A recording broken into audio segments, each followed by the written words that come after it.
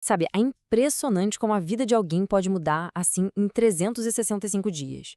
O que a gente vai ver agora é uma história real, montada a partir do diário de uma pessoa ao longo de um ano que foi, nossa, no mínimo transformador. Uma jornada que foi registrada passo a passo. E a história começa com um número bem expressivo, aliás. Em 2024, o nosso protagonista, o Diogo, caminhou mais de 733 quilômetros. Mas isso aqui é muito mais que um dado, sabe? É o registro de um compromisso pessoal. Foi tipo a linha de partida para o ano que estava prestes a começar. E essa é a grande questão que guia essa análise toda. O que acontece quando a vida, com tudo o que ela tem, simplesmente atropela os nossos planos? A história que vamos acompanhar é a de 2025, uma jornada cheia de aventura, muita frustração, perdas e, no fim das contas, sobre a resiliência que a gente precisa para continuar seguindo em frente. Então, tudo começa em 2025, no que parecia ser um mundo bem comum, sabe? O diário do Diogo mostra a rotina dele, com aqueles desafios e alegrias que todo mundo tem no dia a dia. E logo no comecinho do ano já aparece um problema bem prático. O contrato de aluguel do carro dele estava para vencer e aí pintou aquela decisão difícil. Manter o carro atual, que tinha um preço bom, mas não era bem o ideal para a família, ou arriscar uma troca que ia envolver vender outro carro e ter um gasto extra. Um dilema bem comum. Janeiro, olha, pareceu um mês de comercial de margarina.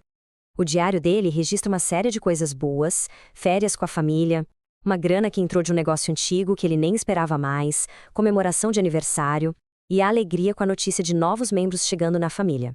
E claro, ele firme e forte na caminhada, já começando o ano com 70 quilômetros. Tudo parecia tranquilo.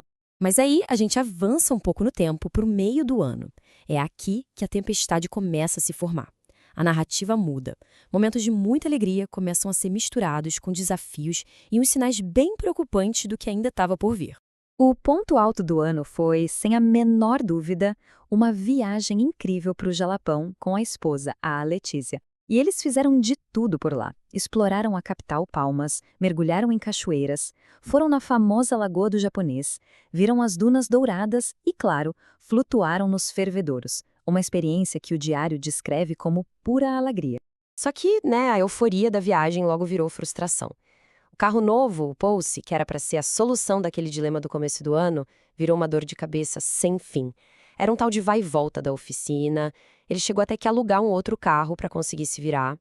A vida real batendo na porta de um jeito bem inconveniente. E os problemas não pararam no carro. O diário começa a registrar uma série de sustos de saúde na família. Um acidente de moto, uma queda bem feia, um procedimento no coração de emergência. Cada uma dessas coisas, mesmo não sendo fatal, ia aumentando aquela sensação de apreensão, sabe? Como se fosse um aviso do que estava por vir. E então a gente chega no clímax. É aqui que a história fica sombria, trágica mesmo, com uma sequência de eventos que aconteceram de um jeito assustadoramente rápido.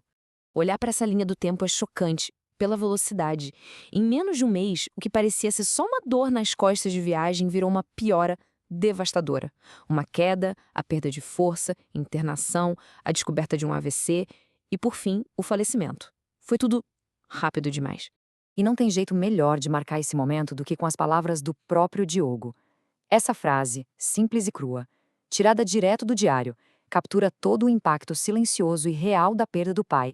O mais trágico disso tudo é que a causa real só foi descoberta bem no final. A dor nas costas, a fraqueza, o AVC, na verdade, eram todos sintomas.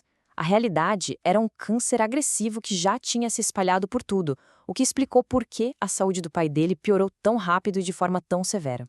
E depois de um baque desses, o luto precisa esperar um pouco. O Diogo teve que mergulhar de cabeça nas responsabilidades práticas e logísticas que o pai deixou. A perda de alguém traz umas tarefas que muita gente nem imagina. Não é só o luto, é a responsabilidade gigante de desmontar uma vida inteira. Ter que voar para o sítio do pai, organizar os pertences, vender coisas, doar outras, resolver burocracia. E no meio disso tudo, ainda ter que lidar com os próprios problemas de saúde.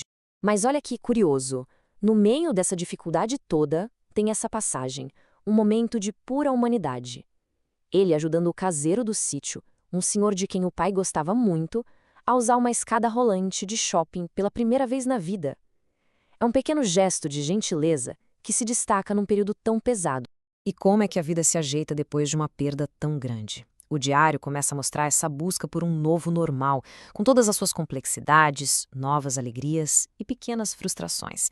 Aos poucos, a vida vai encontrando um novo ritmo. Um cachorrinho novo chega para trazer mais vida para casa. Os problemas de saúde se resolvem. Aquele carro que só dava problema finalmente é trocado. Novas viagens, novas aventuras. São os pequenos e grandes passos em direção a esse novo normal.